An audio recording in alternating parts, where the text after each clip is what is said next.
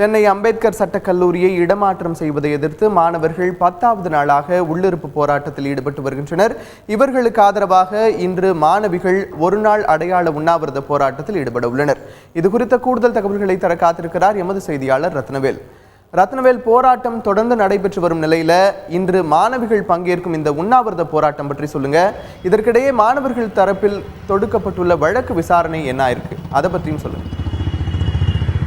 அதாவது சென்னை அம்பேத்கர் சட்டக்கல்லூரியை பாரிமுனையிலிருந்து மாற்றக்கூடாது, கடந்த 10 நாட்களுக்கு முன்பு தங்கள் மீது தாக்குதல் நடத்திய காவல்துறை நடவடிக்கை எடுக்க வேண்டும் உள்ளிட்ட கோரிக்கை வலியுறுத்தி கடந்த 10 நாட்களாக சென்னை சட்டக்கல்லூரி மாணவர்கள் உள்ளிருப்பு போராட்டத்தில் ஈடுபட்டு வருகின்றனர்.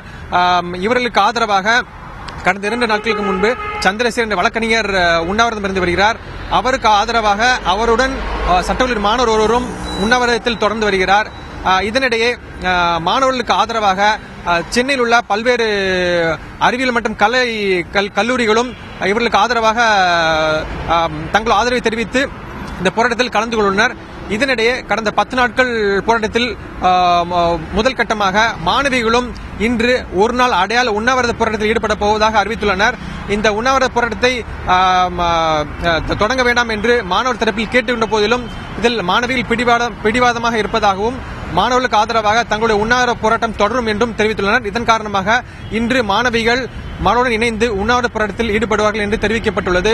இதனிடையே ஏற்கனவே சென்னை உயர்நீதிமன்றம் இந்த கல்லூரி இடமாற்றத்துக்கு எதிரான வழக்கை தள்ளுபடி செய்தது. இதனிடையே இரண்டாவதாக ஒரு வழக்கை மில்டன் என்ற வழக்கறிஞர் தொடர்ந்துள்ளார். இந்த வழக்கு நேற்று சென்னை உயர்நீதிமன்றத்தில் விசாரணைக்கு வந்தது. அப்போது சட்டக்கல்லூரி மாணவர்கள் இந்த கல்லூரியில் உயர்நீதிமன்றத்துக்கு அருகே இந்த கல்லூரி இருப்பதால் மாணவர்கள் வழக்கறிஞரிடம் பணியாற்றிக் கொண்டே இதில் படிப்பதாகவும் இதன் மூலம் அவர்கள் பணம் ஈட்டிக்கொண்டு தங்களுடைய குடும்பத்திற்கு இல்லாமல் தங்களுடைய கல்வியை தாங்களே பார்த்துக் கொள்வதாகவும் மேலும் கல்லூரி அருகிலேயே உயர்நீதிமன்றம் இருப்பதால் வழக்குகளை நேரில் சென்று பார்வையிட ஏதுவாக இருக்கும் என்றும் தெரிவித்து அந்த வழக்கில் வாதங்களை எடுத்து வைக்கப்பட்டது.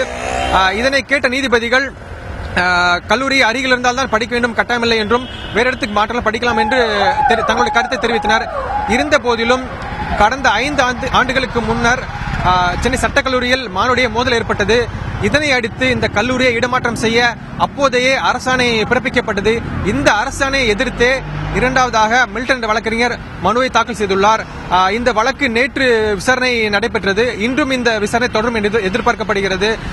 இந்த மாணவர் போராட்டத்தில் இந்த வழக்கு முக்கியத்துவம் வாய்ந்ததாக கருதப்படுவதால் இதில் ஒரு முடிவு எட்டப்படும் என்று எதிர்பார்க்கப்படுகிறது.